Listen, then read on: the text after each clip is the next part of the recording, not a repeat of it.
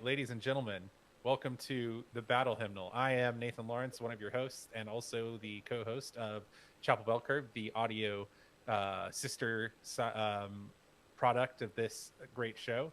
I'm joined today by my two regular co-hosts, Graham Coffey of Dog Sports. Say hello, Graham, and Josh Hello. Dog_stats on Twitter. We are joined. Say hello, Josh, before I talk over you. Hey, I'm good. All right, good. We got that out of the way. So we're joined today by a very special guest from Rock M Nation.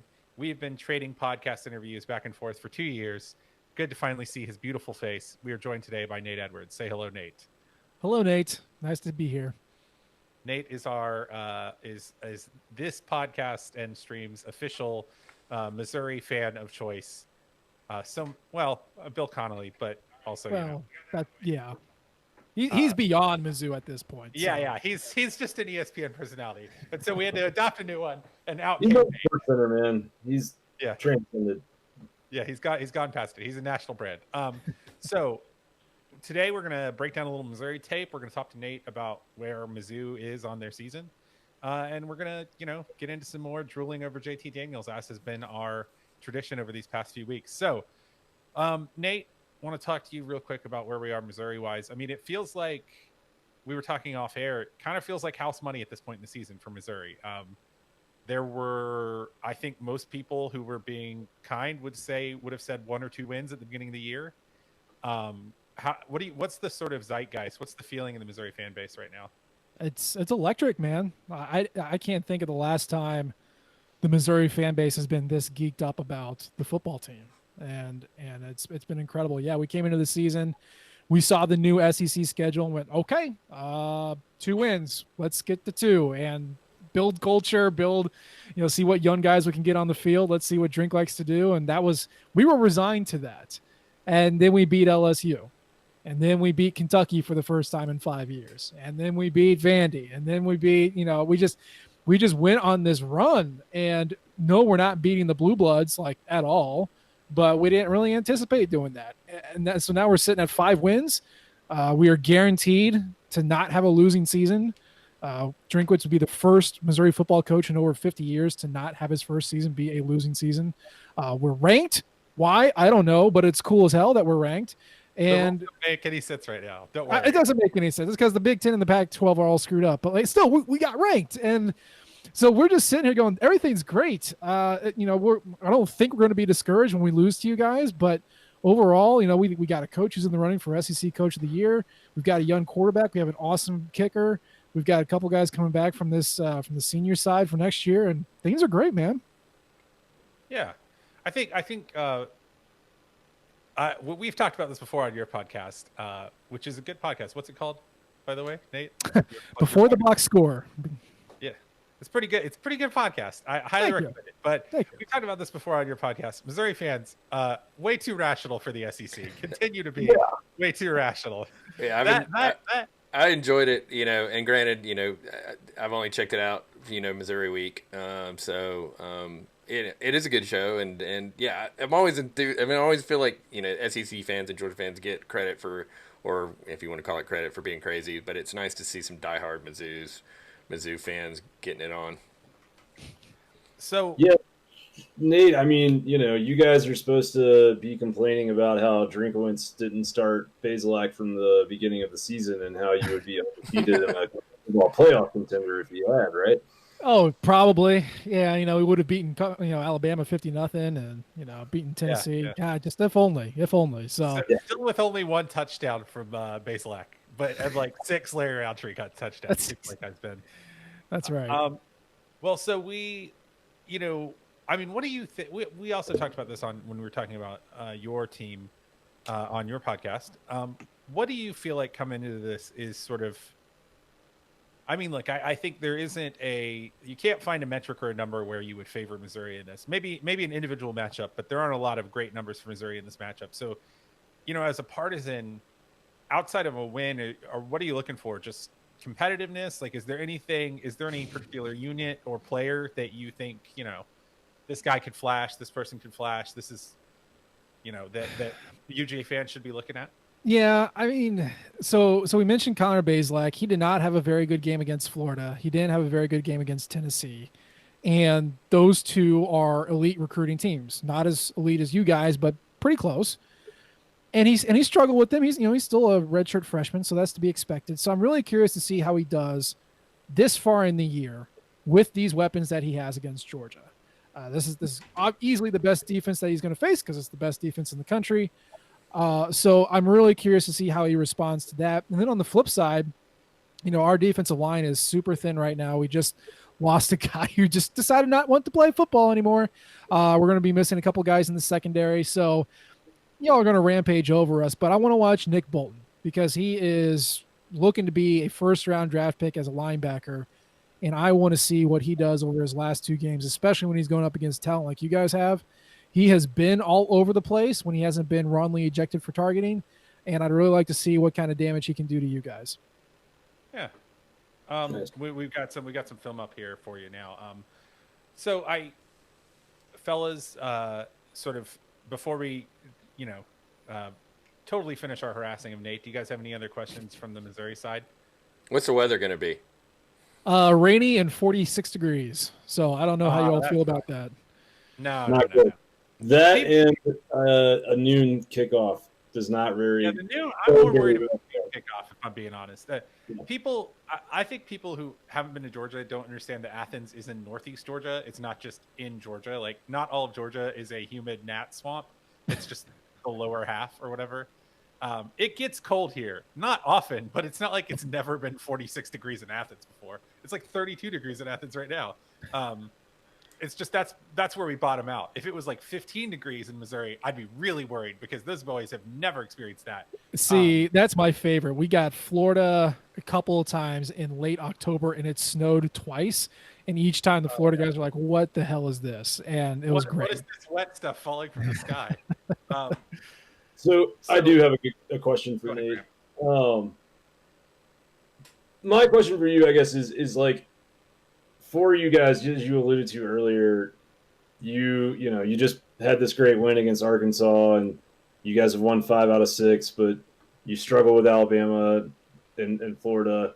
Like, does this game to you feel more like those games, or do you feel like maybe this team is at a point where there's such a high level of belief and just like there seems to be kind of a mentality of like, no matter what the score is, the players believe in the game plan, they're going to keep executing, and anything can happen, right?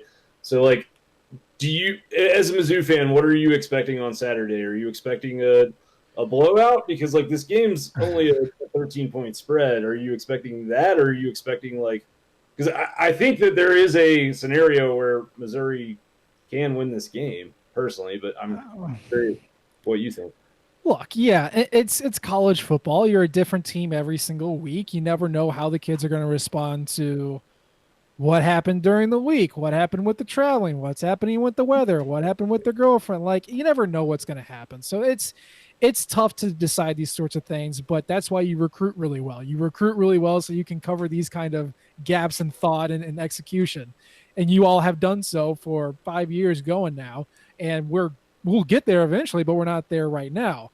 You add on top of that our defensive line has been completely gutted. I think we got 4 guys to play 4 spots right now. The secondary is missing the eldest member, Jarvis Ware. He's suffering from a hamstring injury, so he won't be playing. So we got Enos Rakestraw, who's a freshman, and then a bunch of other freshmen around him, at least at the corner spots. The linebackers. Well, he's very highly regarded. Like, Alabama wanted him. He picked Missouri over Alabama on signing day, which blew my mind.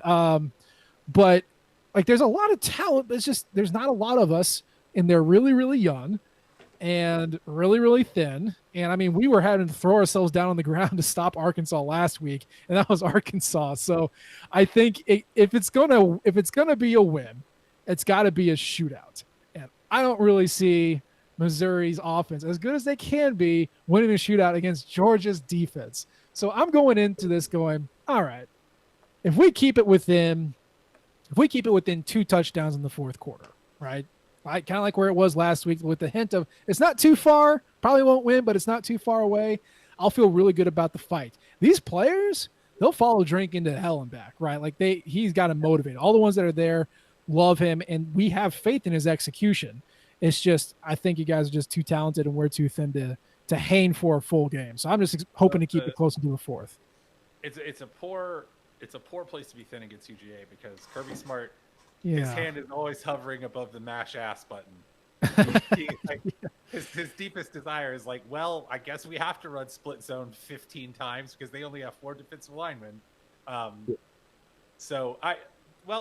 Thanks for giving us so much insight, man. That this has been it's interesting that Missouri still, I think the physical distance between Missouri and the rest of the SEC East, I feel like I have so little read on this team. Like I feel like I really know every guy on the team at Florida and most of the guys on the team at Kentucky because we recruited a lot. I mean, we recruited a lot of guys on the Tennessee team, but I have just like no read. I mean, Larry Roundtree Jr. is great. That's like what I got. So yeah, we really appreciate you coming on. Do you want to stick around with us, or do you need to get out of here, man? I'll stick around for a little bit. I love watching these cut up here's with the plays, like the one with Jalen Knox running behind Roundtree. We haven't done that for the past 3 games. I'd love to see more of that. Which was that the Bama game? Yeah, against Bama. That was utilized a lot at the beginning of the season, and we were like, "Oh, this is super cool," because then he'd flip it to Jalen, and then it's one of those easy passes. And we've gotten away from that recently. I'm not totally sure why. So I enjoy watching this, and I like hearing what you guys have to say about the team. The orbit motion is really a really key like modern evolution, I think. Little wrinkle. Well, let's put up as a little. All right, now wait, hang on. So I'm sorry to interrupt you, Nate, but I had queued this play up here early in the game, and it's the flea flicker, and he licks him off. But so I was like, okay, it's the end of the season where it's balls out. Why not? This is something we should be looking for as Georgia fans, right? The flea flicker. Though it doesn't go deep, he checks it down. But so here's the thing: Drinkwitz has run a flea flicker every game, and I would say 80% of those, Bay checks it down. It's hardly ever deep. Now, part of that is because we don't have the speed on the outside to get a receiver deep, but it's always like, oh, yep, there's the flea flicker. Oh, yep, it's Hazleton on the corner. It's Chisholm over the middle. It's Bannister, sitting in the zone. Like, it's rarely as exciting of a play as you think it's going to be, mainly because it's run a lot, but also because he checks it down. So, I'm excited to see when Drink pulls that out during the game. I don't know. I don't think he's going to open with it, but you're always good for one.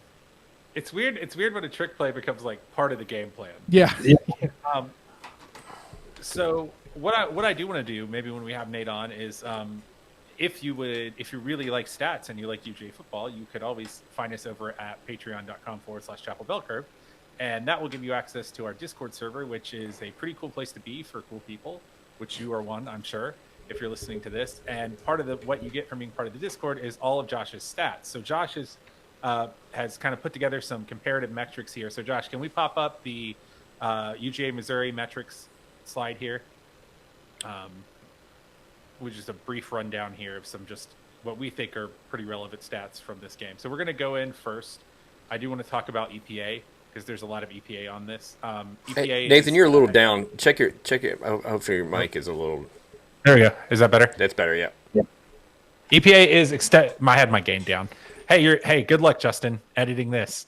EPA is expected points added, which charts the value of each play. And if you take an average of it, you can take an average of the value of several types of play. So you can see here, this is when you go offense versus defense for Georgia, there are some places where it's close, right? Georgia has not been an incredibly explosive team. On the other hand, Missouri has been slightly below average in its surrendering explosiveness. So there's some places where it's close, but there are also some places where if you're Missouri, you got to be worried. I mean, Georgia is 17th in rush success rate in the nation this year, and Missouri is 99th. Is there anything looking at these stats here, guys, that we think it bears pointing out? I've got one. The points per opportunity, and maybe Nate, you can shed some light on this because your defensive metrics are, they're middle of the pack. They're not terrible, but your points per opportunity is dead last in NCAA football. Can we talk about what that points per opportunity is average points scored when you cross the opponent's 40. So it's anytime the offense gets inside the 40, it's a scoring opportunity, and the defense is giving up on average 5.3. I mean, it's a pretty thin margin. You can see that Georgia's much higher ranked at 4.0 yards points per opportunity. Can you shed any light on that? Not only is the points per opportunity low, but the opportunities generated has also been really low. For a while there, especially at the beginning of the season, basically we would get 5 scoring opportunities. That was true against Bama. That was true against Tennessee. That was true against Kentucky. That was true against Florida. And guess what? When we crossed the 40, we'd kick a field goal. Right. End of story. And sometimes we get it. Sometimes we didn't. That's what Drinkwitz relies on. Now our kicker's awesome. So yeah, that you should utilize that. And you want to keep it close. But kind of towards the beginning of the season, he would be willing to be a little bit more aggressive, especially against your Bamas and Tennessees. And as the season has gone on and the competition's come closer, he's played it a little more conservatively in the beginning. So Missouri is not a good finishing team, just flat out. We talked about it on our show this week. You cannot just average 4 points per opportunity, roll out 5 opportunities a game, and think you can win the game. Our defense is not good enough for that. We need to find more variety of plays. We can't just do triple option stuff or try and squirt Beatty through a wheel route. Like it's going to work once every 10 times, but not every single time. So he's still trying to figure out what can work in the red zone. We don't have those reliable red zone threats on this roster right now. And so if it's not running it in off the, from the 5, or if it's not a big pass for a 40-yard pass for a touchdown, then we're kicking a field goal. And it's really easy to slow us down, gum it up, and then you turn around, score a touchdown again, and all of a sudden we're at a 10-point deficit. So, I think, something else that backs up some of your analysis here, Nate, is if we look at we have the Missouri offense on the field here. I mean, if you look at what really shocks me about this is 95th in rush EPA, 61st in rush success rate. Can you shed any light? I mean, Larry Roundtree is an NFL back. I think we all agree. Like, he's going to play on Sunday. Can you shed any light on where those numbers come from? Wow, I'm glad you guys think he's going to play on Sunday. I think he's going to make it onto a team. I don't know if he's going to actually play. He's just too slow. Now he's shown some burst, especially the past couple of weeks. But that's against Vanderbilt and Arkansas. Against the elite teams, he gets caught. He can't break out. And part of that's the offensive line, sure. But, the line has been, if they have any kind of talent advantage over a defensive line, opportunity rates are through the roof. I think against Arkansas it was 51%. Against Vandy it was 54%. Like, we can grind you. But if there's any talent advantage on those defensive lines, our offensive line just gets mucked up. 35% offensive opportunity rate against Florida. Against Alabama, it was 40%, like with 35% success rates. It doesn't work. So you got to Beatty has to operate in space. If you can't get Beatty space, then you got to have Roundtree just reliably run it up the middle and hope he breaks something. And he just doesn't break it against elite talent. So I'm not sure if that explains the EPA versus success rates, but we like to use him a lot. Basically, Missouri's offense is predicated on run game success.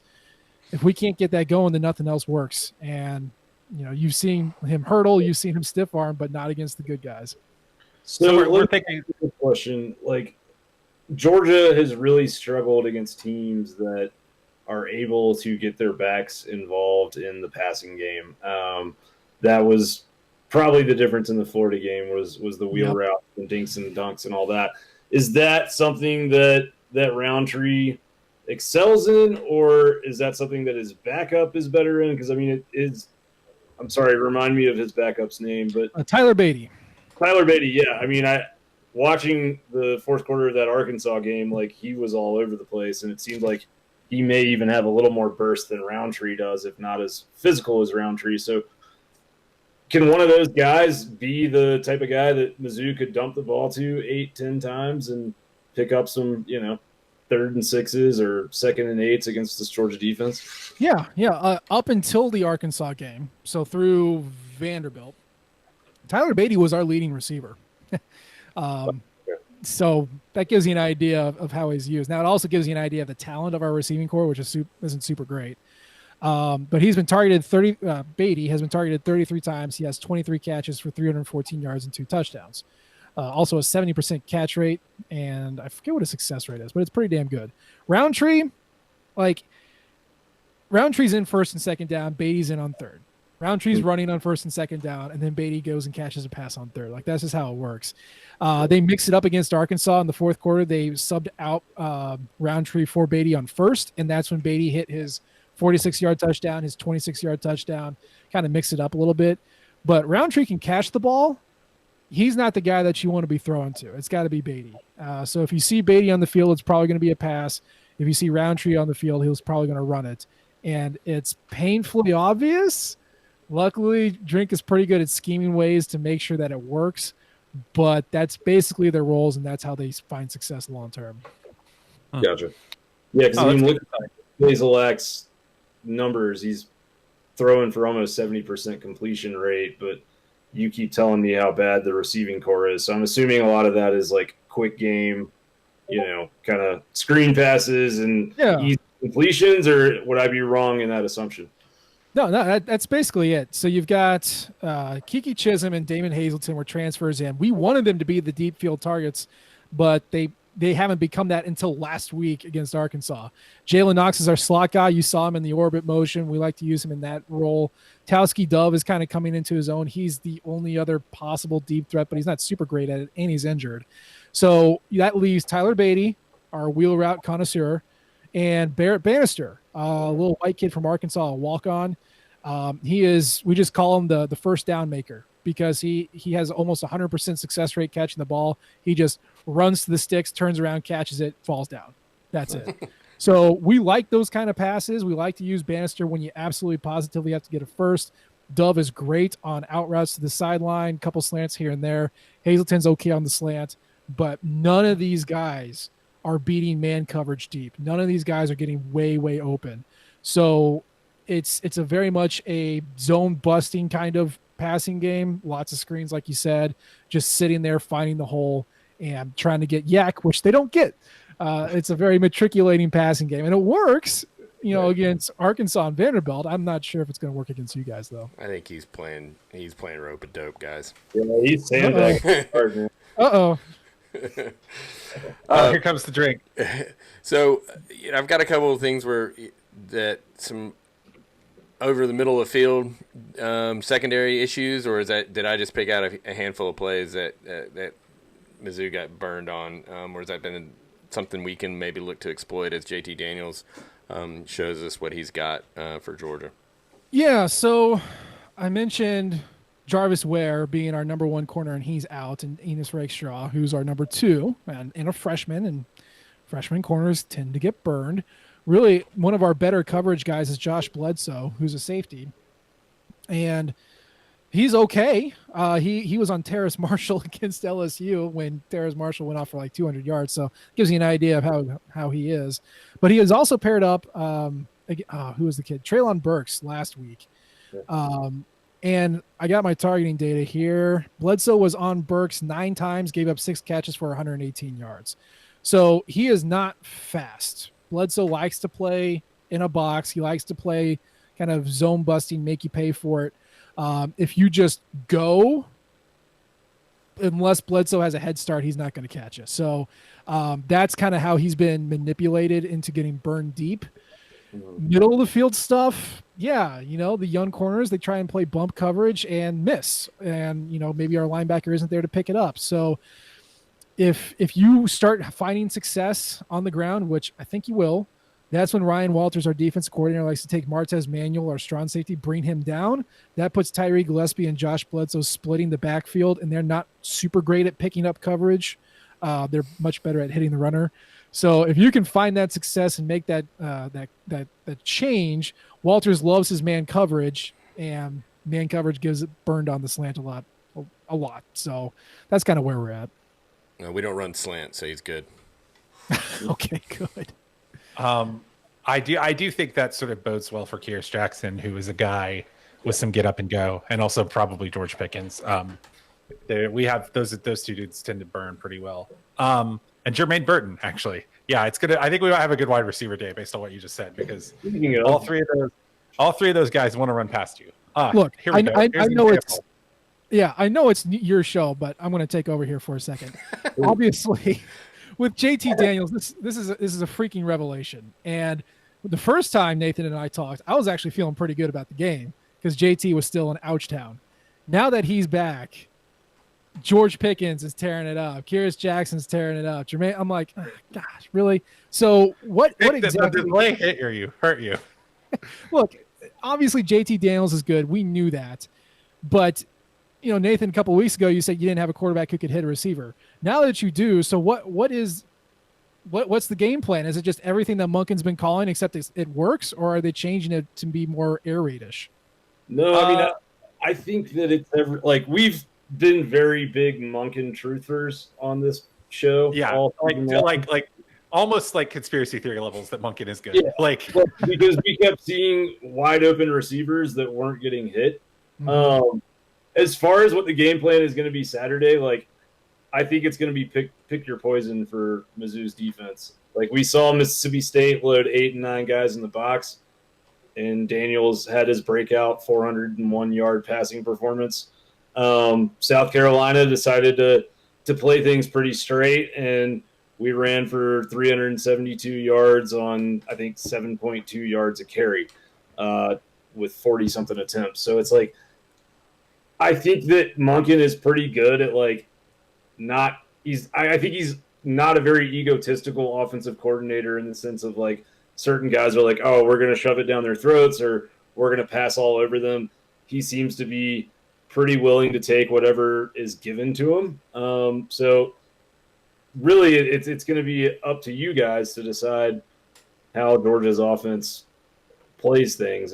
I mean, we will definitely pass the ball enough to keep the defense honest, but if you guys are as thin on the D-line as you're saying that you are, I would expect a heavy dose of all 4 or 5 running backs. Well, they're going to run one thing that the only thing they've changed, and we don't have this play pulled up, but I think it's like borderline sexual. They run they like to run split zone when you have a crossing tight end coming across to crack the backside of the play, and the backside of the play is actually the front side of the play. And what I noticed is that against South Carolina and against in the previous 2 games, South Carolina and Mississippi State, they have run split zone blocking action over with a play action, and it's like that's what Monken does. Monken actually counter punches. This was the big thing we had about Coley. He didn't counter punch. He would set a play up and never play it. Monken pulls the trigger. He fucking sends it. No fear in his heart. So I really do expect to see. I would say yes, probably. But if you have a thin D line, Kirby wants to run the ball. But I also think that it's pretty clear that they want JT Daniel to get the maximal number of snaps that he can. And I would say, I mean, I would be shocked if he threw it fewer than 20 times.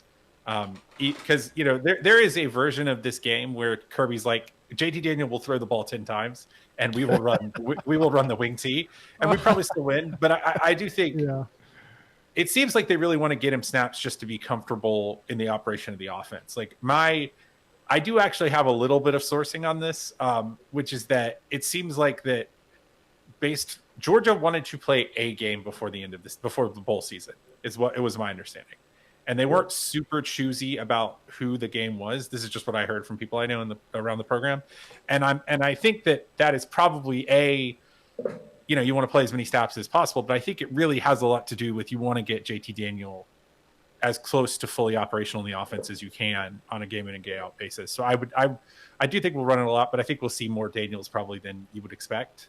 I do want to point out, Josh, do you want to talk about these metrics that you've been flashing up? We have these since post JT Daniel revelation metrics here that you have for us. Yeah, let me put them back up here. Let me see which one's best. Yeah, so I mean these were the playbook didn't change that much, like Graham said. We saw the plays open, so we didn't need to change the playbook. We didn't need to redo anything for him, and you can see that these were our base. These thanks to SEC StatCat. I can't give that guy enough shout outs. I've redone my thing and I left him out this time. I'm gonna hopefully Clark's not pissed at me, but so these concepts were they were successful. I mean the flood variations is 57% success rate, but 9.1 yards per play. Now granted it's a small sample size, but that same concept is double, 17.5 yards per play. And then the shot and switch variations, which were, I mean, the switch was, not, successful at all at 14 plays at 28% success rate. And, JT's completing them at 50% success rate and 12 yards, almost 13 yards a catch. And certainly the shot and daggers, which we saw some of those big plays in the Mississippi State game, they're definitely tilting those. But still, I mean, 3 out of 4 of his dagger throws have been, home run balls. So, I mean, it's just night and day. I mean, absolutely just a game changer. And I think a lot of Georgia fans are,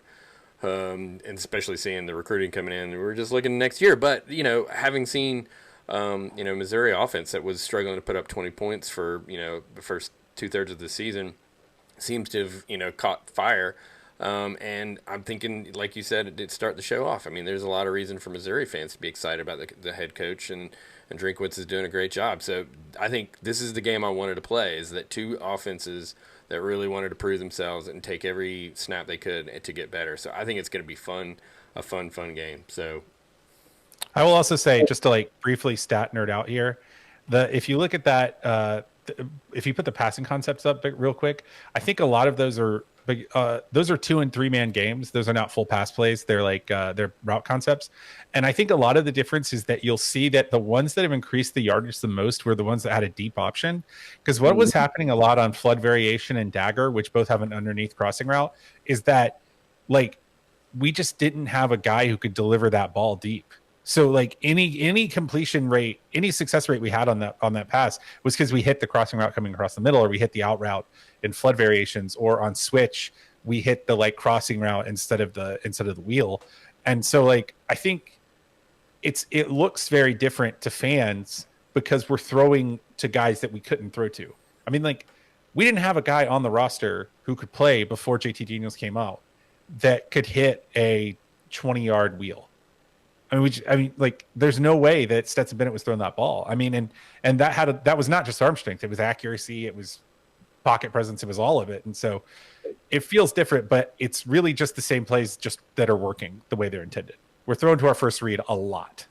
Yeah, I mean, we sat here after the Florida game and played like I think 6 clips of wide open receivers that were 30+ yards downfield, and the ball was either overthrown or just like tossed out of bounds, but whatever reason it wasn't getting there. And with Daniels in the fold, what's interesting watching him is he almost reads like back down the field towards himself. When Bennett was in there, he would read those short options first, and if they were open, he was throwing it.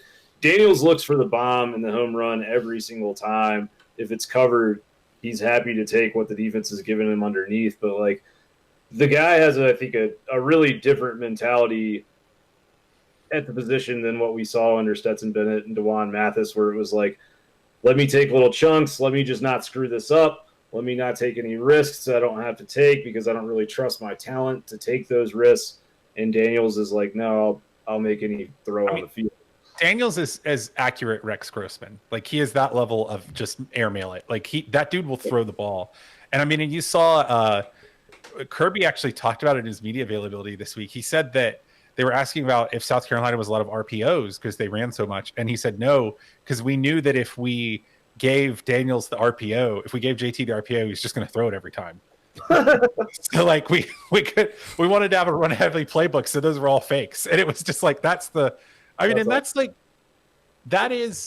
we want. That's my quarterback.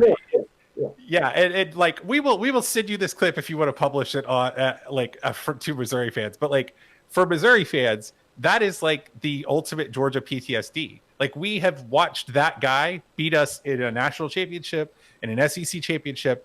We've watched a guy from Gainesville, Georgia, 45 minutes from Athens, Deshaun Watson, go to Clemson and win a natty doing that. So like, I think this is like, Georgia fans are like the guy who finally got a date with like a cool girl that seems like she might be like a really good, like, you know, prospect for dating, and is just like sitting in the restaurant beforehand, like, oh God, don't mess this up. Don't mess this up. Like, I feel like every time JT steps the ball, I'm like, oh God, oh God, oh God. Like, please stay safe, beautiful baby. Like, I love you so much.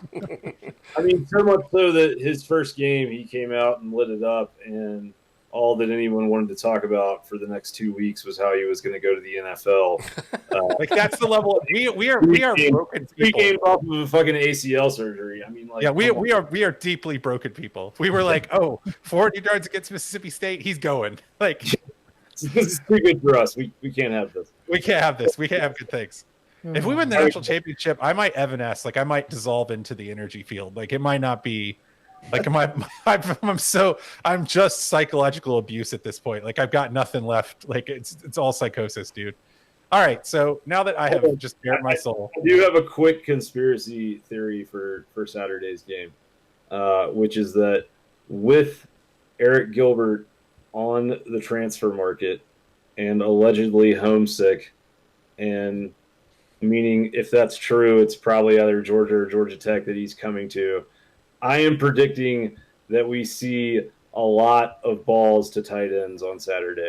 I love it. I love it. That would be the most. If there are like 15 tight end targets on Saturday, that would be the most Kirby Smart shit I've ever heard. It would be the ultimate middle finger to Ed Orgeron, and it would also prove that Kirby Smart cares more about recruiting than anything. And so if we just find a way to make like recruiting part of the game, then maybe we'll actually win a national title at some point. Go in with 28 tight end targets. Leave with 50. Yeah, no, like that might like one of the things that it's like kind of a poorly kept secret that like Kirby Smart is like a genuine psychopath. Like he's not like a bad guy or anything, but like I don't mean psychopath like he's violent and mean. I mean like There's been to a couple wrong with him. Yes, I've been to a couple of practices, and his level of energy is like unattainable by a human that has like a normal life. Like it is not. So it would not shock me if he was like, Darnell Washington, baby, freshman tight end, you're getting 12 targets today. You better catch that shit. Like I don't actually think that's a conspiracy theory, because I think if Kirby thinks it'll work, he'd do it. Like, Trey McKinney, we're gonna give you a couple round bump in your draft stock. Yeah, you ready to be a second round pick, Trey McKinney? Let's do it. Yeah. Like, all right, boys. Any other notes, thoughts on this game before we get out of here today? I want to hear some predictions from all of you. Score predictions. Dogs cover, over. No, I got the under 30. I got 36-17. What's the over under? 48.5. 48.5. Yeah, so I got the over. Yeah, I took the over. And yeah, pound the over. Yeah, and then I think I put it on tally site 36-17. I think. I looked at Connolly's, and we were really close. He took Georgia to cover, and then but he had it. He had like 32-16. Yeah, he had the under. All right. I do actually think we'll throw the ball a little bit more in this game than we think, just because I think it's not going to be 30, 40 times. But I think we might get it out there 20, 25. And I just don't. I don't know if it's Kenny McIntosh or Dejon Edwards or Zeus, but I just feel like we're just going to pound the shit out of the ball. And this feels like a game to me where Georgia might be up like 17-7 at the halftime and ends at half, and then ends the game like 35-10 or something. Because I think once they get JT the reps that they want to get him, they're just going to be like, all right, running clock, and just like hand the ball off 55 times. And the problem for Missouri is, usually that plan loses Georgia the game, but I don't know that Missouri can stop it. And so that's, so this does, I would say this feels like a pretty, like maybe not a comfortable cover in the first half. And maybe it's, I think Missouri is going to punch around for a couple of quarters because they're very well coached. But this does feel like sort of 35-17 to me. And it might be close at the half, and it might be like even in the third we're sweating it. But I do feel like at some point you can't have the same four guys in for 60 offensive snaps on the defensive line and not have some regression. I mean, that's just not how the position works. So I feel like pretty easy cover, but it might, because it's Georgia, it's going to suck at some point. Totally. I think Missouri is going to score some points. Every time we go to Columbia, it seems like there's a kind of chaotic energy to the game. I mean, like even in like 2018 when we came up there was, that was a really good Georgia team, and it was one of those games that, like, even in the fourth quarter, we would score a touchdown, they would score another touchdown, and it like never felt like Georgia could really run away and hide. Arguably, Georgia won on a punt block, in that game, and like with the chaotic like bounce, and then Eric Stokes takes it for a touchdown or whatever, and drops it before he crosses the end zone. I might add. That's true. Yeah, that was also true. Yes. Yeah, but that was the introduction to Eric Stokes. He had that ball. You know, he was carrying a ball on campus the next week. That is a true ass story. Yeah, that makes me very happy. Holy shit, that's incredible. So yeah, I mean, I think that Missouri is going to score points.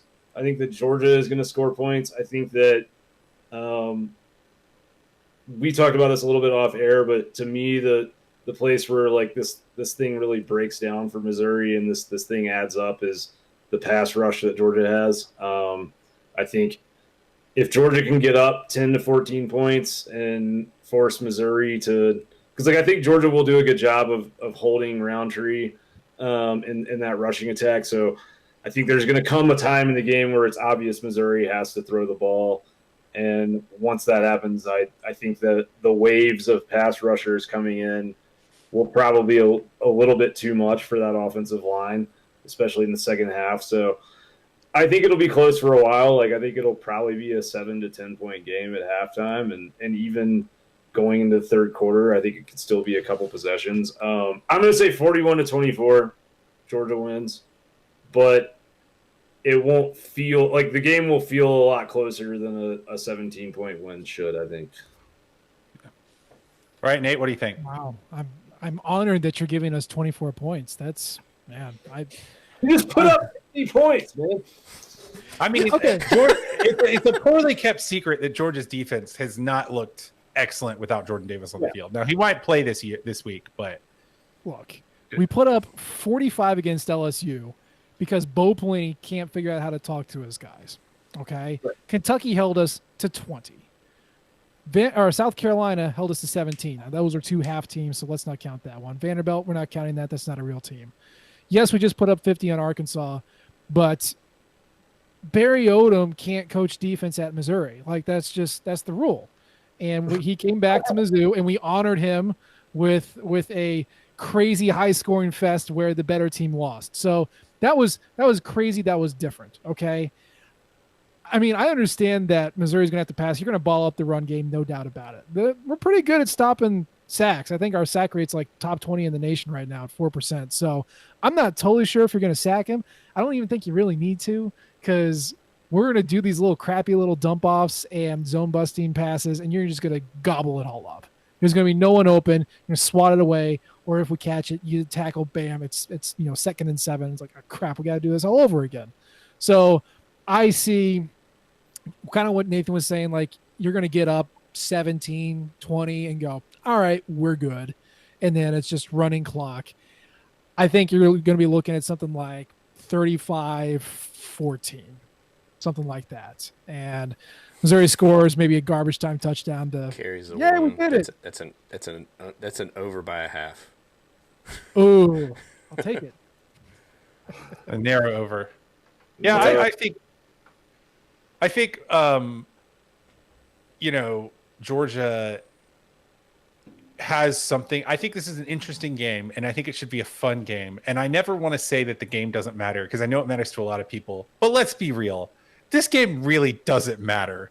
Like, in the grand scheme of the nation, and also in the micro scheme of college football. So I'm kind of interested just to see, like, I just want to see, like, why not empty the playbook at this point from both teams? Like, run a tight end pass. Shit, you want to get Eric Gilbert?